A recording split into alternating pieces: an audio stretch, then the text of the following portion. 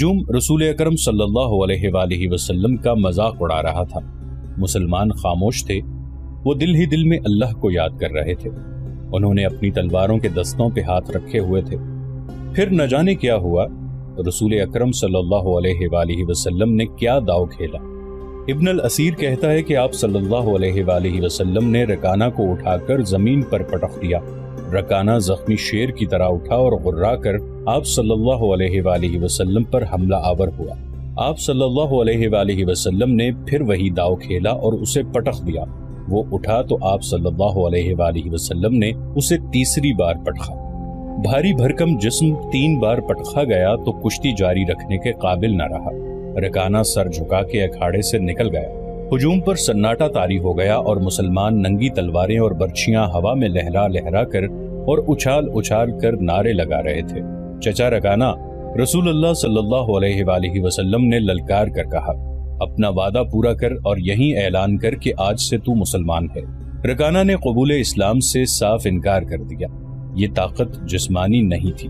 خالد نے نخلستان میں لیٹے لیٹے اپنے آپ سے کہا، رکانہ کو یوں 3 بار پٹخنا تو دور کی بات ہے، اسے کوئی پچھاڑ بھی نہیں سکا تھا۔ رسول اکرم صلی اللہ علیہ وآلہ وسلم کا تصور خالد کے ذہن میں نکھر آیا۔ وہ آپ صلی اللہ علیہ وآلہ وسلم کو اچھی طرح سے جانتا تھا، لیکن اب وہ محسوس کر رہا تھا جیسے وہ محمد صلی اللہ علیہ وآلہ وسلم کوئی اور تھے جنہیں وہ بچپن سے جانتا تھا۔ اس کے بعد آپ صلی اللہ علیہ وآلہ وسلم نے جو رخ اختیار کیا تھا، اس میں خالد آپ صلی اللہ علیہ وآلہ وسلم کو نہیں پہچانتا تھا۔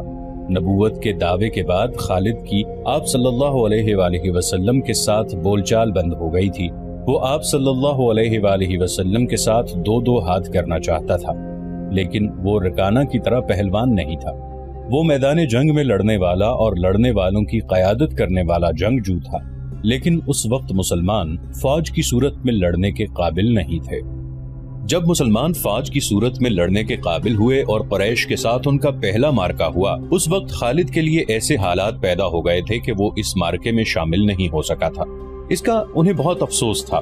یہ مارکہ بدر کا تھا جس میں 313 مجاہدین اسلام نے 1000 قریش کو شکست دی تھی۔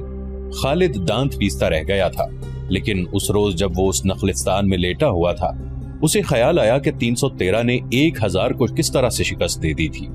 اس نے شکست کھا کے آنے والوں سے پوچھا تھا کہ مسلمانوں میں وہ کون سی خوبی تھی جس نے انہیں فتح یاب کیا تھا۔ خالد اٹھ بیٹھا اور انگلی سے ریت پر بدر کے میدان کے خد و خال بنا کر قریش اور مسلمانوں کی پوزیشنیں اور مارکے کے دوران دونوں کی چالوں کی لکیریں بنانے لگا۔ باپ نے اسے فن حرب و ضرب کا ماہر بنا دیا تھا۔ بچپن میں اسے گھڑ سواری سکھائی، لڑکپن میں اسے اکھڑ اور منہ زور گھوڑوں کو قابو میں لانے کے قابل بنایا۔ نوجوانی میں وہ شہسوار بن چکا تھا، شتر سواری میں بھی وہ ماہر تھا۔ اس کا باپ ہی اس کا استاد تھا۔ اس نے خالد کو نہ صرف سپاہی بلکہ سالار بنایا تھا۔ خالد کو جنگ و جدل اتنی اچھی لگی کہ وہ لڑنے اور لڑانے کے طریقوں پر غور کرنے لگا اور جوانی میں فوج کی قیادت کے قابل ہو گیا تھا۔ اسے بدر کی لڑائی میں شامل نہ ہو سکنے کا افسوس تھا اور وہ انتقام کے طریقے سوچتا رہتا تھا، لیکن اب اس کی سوچوں کا دھارا اور طرف چل پڑا تھا۔ مکہ سے روانگی سے کچھ عرصہ پہلے سے وہ اس سوچ میں کھو گیا تھا کہ رسول اکرم صلی اللہ علیہ وآلہ وسلم نے رکانہ پہلوان کو 3 بار پٹخا تھا۔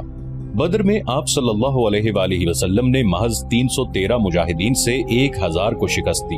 یہ کوئی اور ہی قوت تھی، لیکن بدر کے مارکے کے بعد اس کے دل میں مسلمانوں کے خلاف انتقام کی آگ سلگ رہی تھی۔ مسلمان مارکہ بدر میں قریش کے بہت سے آدمیوں کو قیدی بنا کر لے گئے تھے۔ قریش کے سرداروں کے لیے تو یہ صدمہ تھا ہی، اس کا بہت برا اثر خالد نے قبول کیا تھا۔ اسے یاد تھا کہ جب بدر کا مارکہ لڑا جا رہا تھا اور مکہ میں کوئی خبر نہیں پہنچ رہی تھی کہ مارکے کا انجام کیا ہوا، مکہ کے لوگ بدر کی سمت دیکھتے رہے تھے کہ ادھر سے کوئی سوار دوڑا آئے گا اور فتح کی خبر سنائے گا۔ آخر ایک روز ایک شتر سوار آتا نظر آیا۔ لوگ اس کی طرف دوڑ پڑے۔ سوار نے عرب کے رواج کے مطابق اپنا کرتا پھاڑ دیا تھا اور وہ روتا آ رہا تھا۔ بری خبر لانے والے قاصد ایسا ہی کیا کرتے تھے۔ وہ جب لوگوں کے درمیان پہنچا تو اس نے روتے ہوئے بتایا کہ اہل قریش کو بہت بری شکست ہوئی ہے۔ جس کے عزیز رشتہ دار لڑنے گئے تھے وہ ایک دوسرے سے آگے بڑھ بڑھ کر ان کے متعلق پوچھتے تھے کہ وہ زندہ ہیں، زخمی ہیں یا مارے گئے ہیں۔ شکست خوردہ قریش پیچھے آ رہے تھے۔ مارے جانے والوں میں 17 افراد خالد کے قبیلے بنو مخزوم کے تھے اور ان سب کے ساتھ خالد کا خون کا بڑا قریبی رشتہ تھا۔ ابو جہل بھی مارا گیا تھا۔ خالد کا بھائی جس کا نام ولید تھا جنگی قیدی بن گیا تھا۔ ابو سفیان جو کہ قریش کے سرداروں کا سردار تھا اور اس کی بیوی ہند بھی موجود تھی، اس نے پوچھا، کچھ میرے باپ اور میرے چچا کے متعلق بتائے قاصد۔ قاصد نے کہا، تمہارا باپ عتبہ، علی اور حمزہ کے ہاتھوں مارا گیا ہے، اور تمہارے چچا شیبہ کو اکیلے حمزہ نے قتل کیا ہے، اور تمہارا بیٹا حنظلہ علی کے ہاتھوں مارا گیا ہے۔ ابو سفیان کی بیوی ہند نے پہلے تو علی اور حمزہ کو بلند آواز سے برا بھلا کہا اور پھر بولی، اللہ کی قسم میں اپنے باپ اور اپنے چچا اور اپنے بیٹے کے خون کا بدلہ ضرور لوں گی۔ ابو سفیان پر خاموشی تاری تھی۔ خالد کا خون کھول رہا تھا۔ قریش کے 70 آدمی مارے گئے تھے اور جو جنگی قیدی ہوئے تھے ان کی تعداد بھی اتنی ہی تھی۔ خالد اٹھا، دری جھاڑ کر لپیٹی اور گھوڑے کی زین کے ساتھ باندھ کر سوار ہوا اور مدینہ کی سمت چل پڑا۔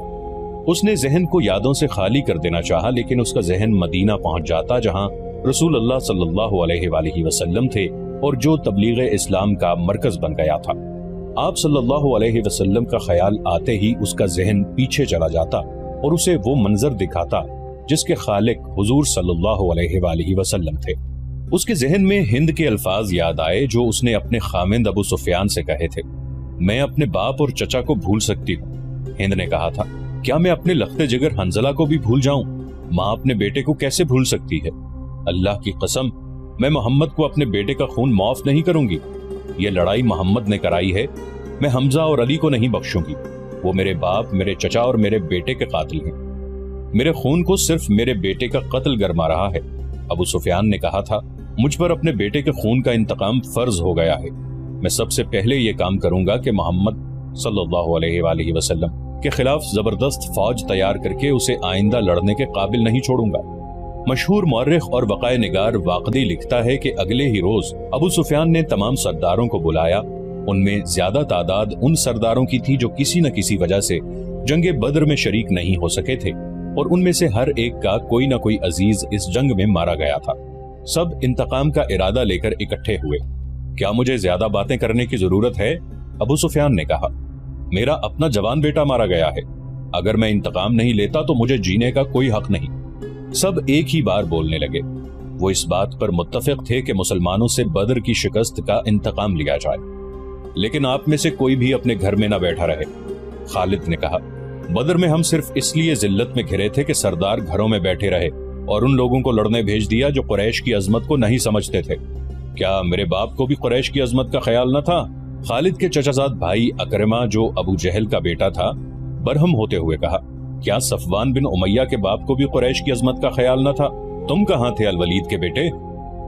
ہم یہاں ایک دوسرے سے لڑنے کے لیے اکٹھے نہیں ہوئے، ابو سفیان نے کہا۔ خالد، تمہیں ایسی بات نہیں کہنی چاہیے تھی جس سے کوئی اپنی بے عزتی محسوس کرے۔ ہم میں سے کوئی بھی عزت والا نہیں رہا، خالد نے کہا۔ ہم سب اس وقت تک بے عزت رہیں گے جب تک ہم محمد صلی اللہ علیہ وسلم اور اس کے چیلوں کو ہمیشہ کے لیے ختم نہیں کر دیتے۔ مجھے اپنے گھوڑے کے سموں کی قسم، میرے خون کی گرمی نے میری آنکھیں جلا دی ہیں۔ ان آنکھوں کو مسلمانوں کا خون ٹھنڈا کر سکتا ہے۔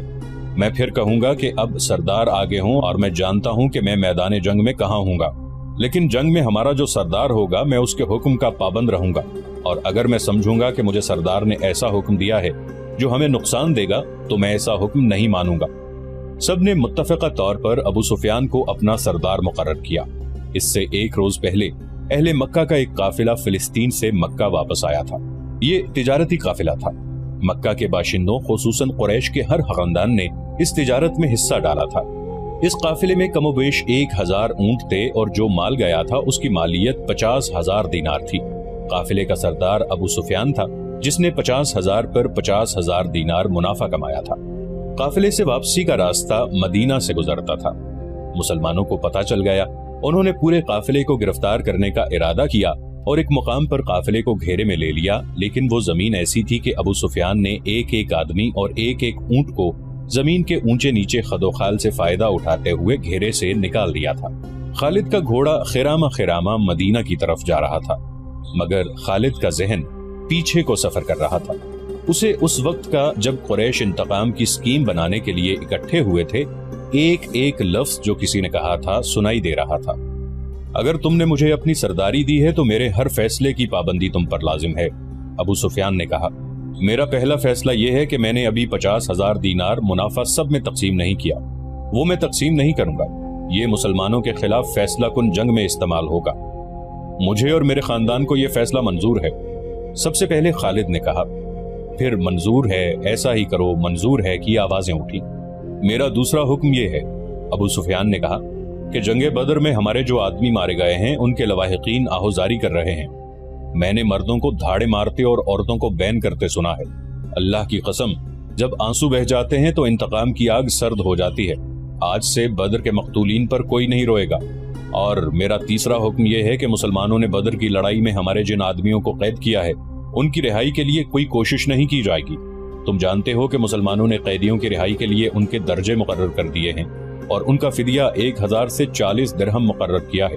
ہم مسلمانوں کو 1 درہم بھی نہیں دیں گے، یہ رقم ہمارے ہی خلاف استعمال ہوگی۔ خالد کو گھوڑے کی پیٹھ پہ بیٹھے اور مدینہ کی طرف جاتے ہوئے جب وہ لمحے یاد آ رہے تھے تو اس کی مٹھیاں بند ہو گئی۔ غصے کی لہر اس کے سارے وجود میں بھر گئی۔ وہ وقت بہت پیچھے رہ گیا تھا لیکن اب بھی اس کے اندر غصہ بیدار ہو گیا تھا۔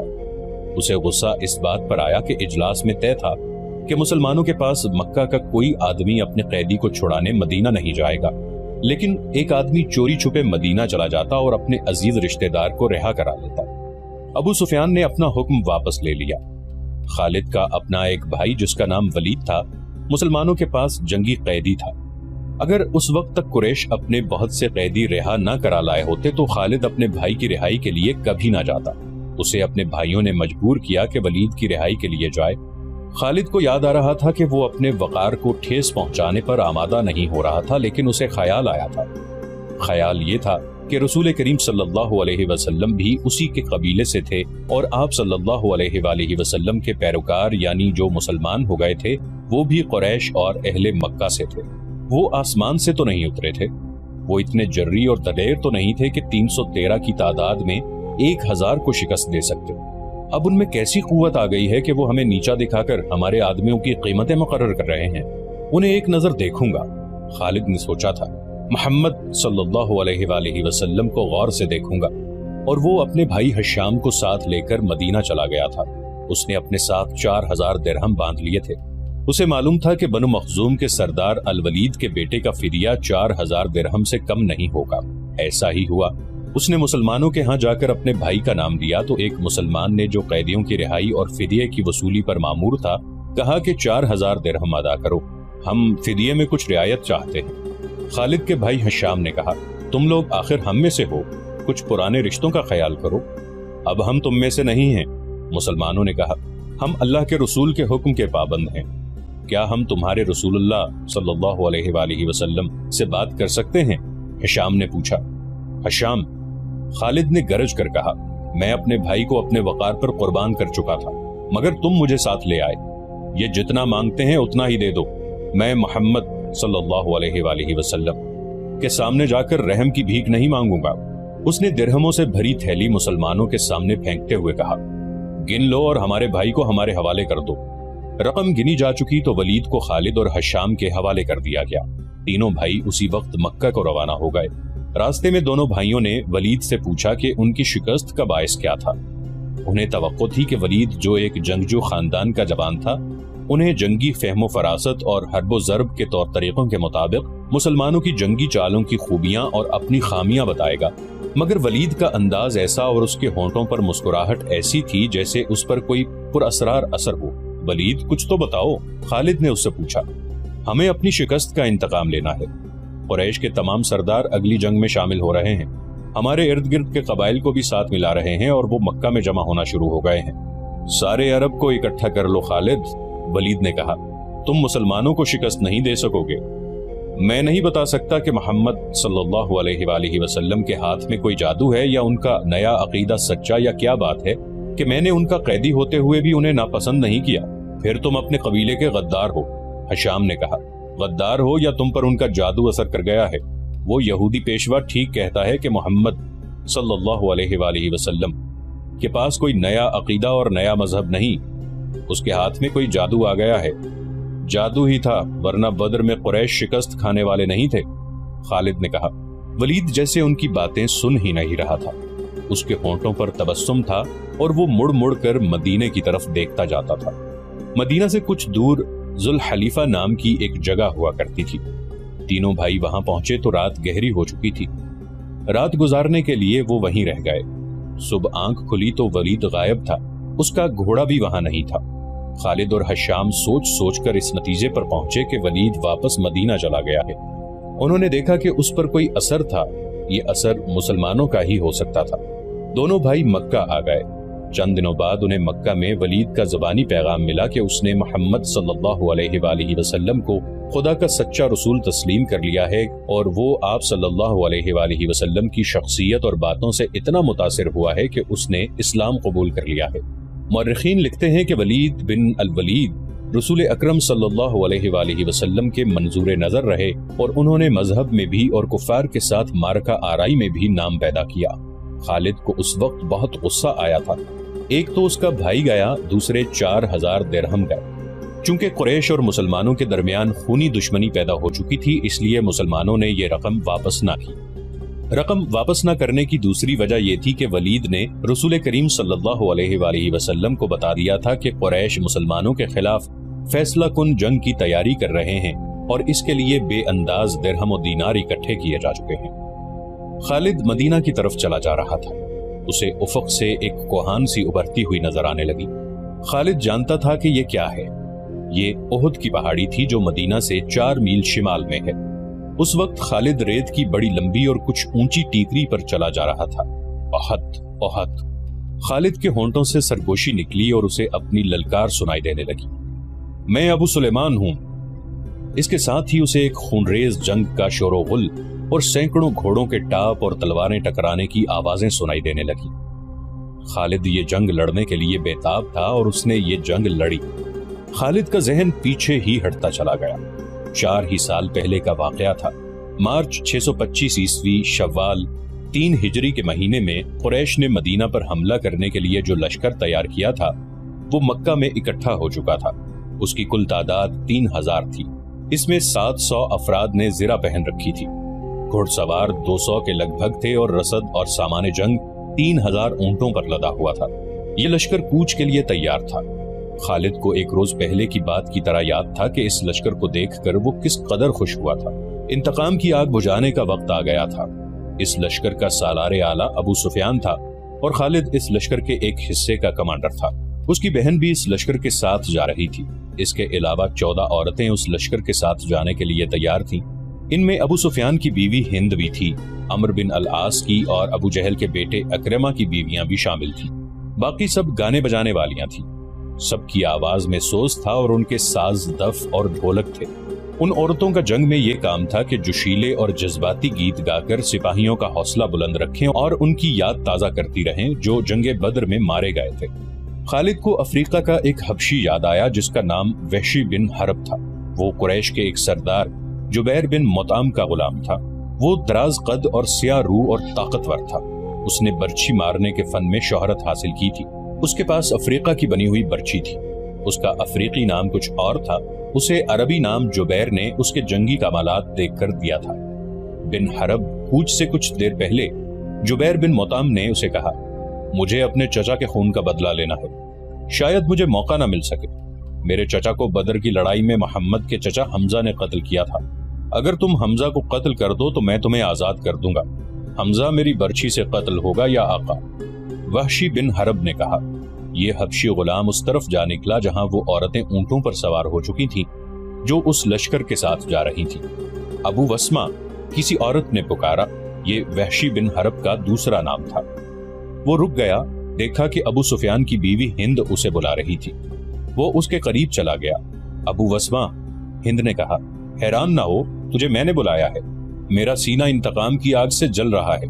मेरा सीना ठंडा कर दे। हुक्म खातून। गुलाम ने कहा, अपने सालार की जौजा के हुक्म पर अपनी जान भी दे दूंगा। बदर में मेरे बाप को हमजा ने कत्ल किया था। हिंद ने कहा, तू हमजा को अच्छी तरह पहचानता है। ये देख, मैंने सोने के जो जेवरात पहन रखे हैं। अगर तू हमजा को कत्ल कर देगा तो ये सब जेवरात तेरे होंगे। वहशी बिन हरब ने हिंद के जेवरात पर नजर डाली तो वो मुस्कुराया और जेरे लब पुरअज़्म लहजे में बोला, हमजा को मैं ही कत्ल करूंगा। खालिद को अपने लश्कर का कूच याद था। उसी रास्ते से लश्कर मदीने को गया था। उसने एक बुलंद जगह खड़े होकर लश्कर को देखा था। उसका सीना फख्र से फैल गया था।